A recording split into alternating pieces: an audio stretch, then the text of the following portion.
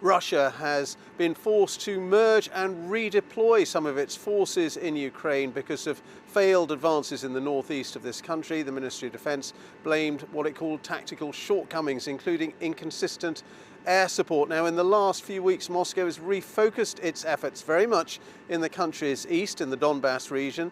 The Ukrainian military have released pictures today showing what they say are strikes on Russian reinforcements to the area around the city of Izium, a key battleground in the Kharkiv area. Meanwhile, less than 20 miles from the southern front lines is the city of Mykolaiv. On the Black Sea coast, it stands between the Russian army and Odessa, and shelled nearly daily. It's been without running water for more than 2 weeks. Caroline Davis, our correspondent, has been speaking to those who live in a city on the edge of war. Bird song in Mykolaiv. Spring has arrived, but there's little sign of a new beginning. So we're in the south of the city at the moment with the bomb disposal unit. They are following up on reports that they've had of multiple rockets that have landed and then checking to see if they can make the area safe.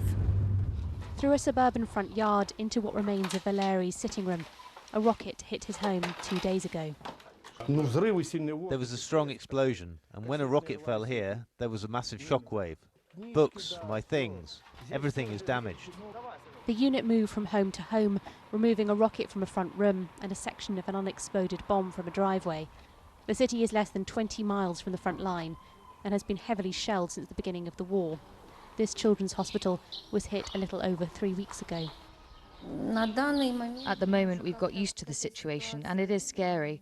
You don't know what comes tomorrow, what comes within an hour, what may happen to your relatives, to your patients.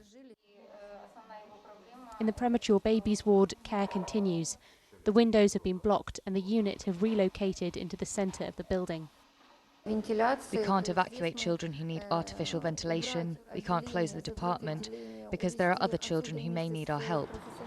Dotted around the city, people queue to refill their bottles at tankers or at natural springs.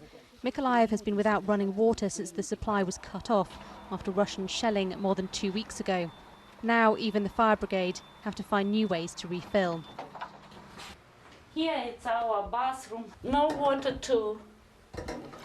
Grandmother Tatiana has decided to stay in the city despite the constant shelling and lack of water.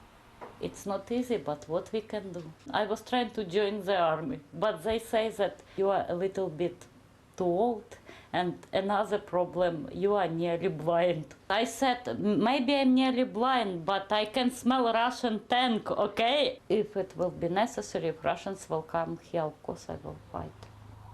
After months of living on the edge of the battle, Mykolaiv has found a way to continue, but the constant threat from Russia sits just over the horizon. Caroline Davis, BBC News, Mykolaiv.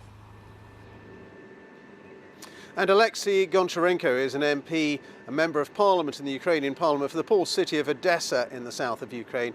And he's been telling us that Ukraine is thankful for all the assistance that's been provided by the West and the UK in particular, and the situation in the Black Sea has recently changed.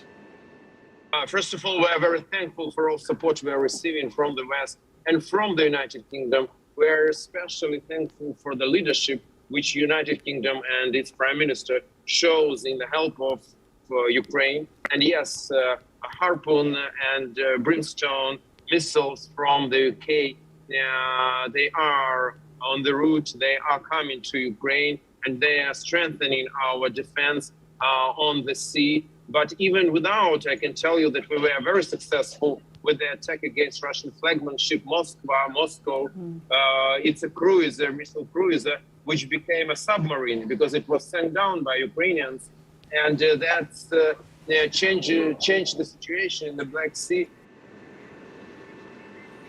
So that's the Member of Parliament for Odessa. Now, I just want to bring you up to date with the latest horrors, really, from Bucha near Kyiv, which is the town that was occupied by Russian forces, and the allegation is that Russian war crimes were carried out there against civilians in the town of Bucha. And the Ukrainian police are now saying that the bodies of 3 more men have been found there, men with their hands tied behind their backs. They were found in a pit near Bucha on April the 29th, a pit with the bodies of 3 men was found in the Bucha district, according to the Ukrainian police. The victims' hands were tied, cloths were covering their eyes, some of them were gagged. There were traces of torture on the bodies, as well as gunshot wounds to various parts of the body. And the Ukrainian police and prosecutors also say they are hunting 10 Russian soldiers in particular for alleged atrocities in Bucha. They are known in Ukraine as the Despicable 10, and they have been identified by Ukrainian police and prosecutors as Russian soldiers who were directly responsible for war crimes in that region. That's the latest from Kyiv. Back now to you in the studio.